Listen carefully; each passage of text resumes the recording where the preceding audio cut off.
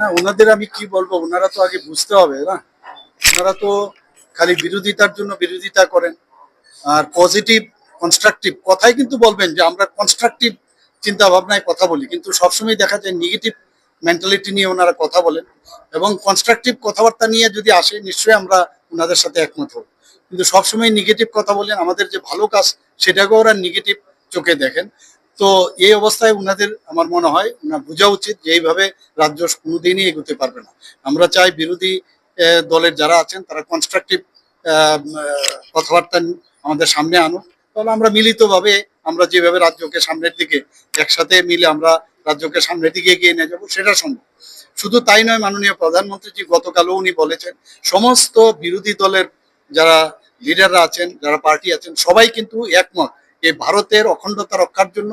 ওনারা কিন্তু এই আমাদের মাননীয় প্রধানমন্ত্রীজির যে সরকার এবং কেন্দ্রীয় সরকারকে ওনারা পূর্ণতার সাথে ওনারা কিন্তু সাপোর্ট করছেন। স্যার, আপনি বলছেন যে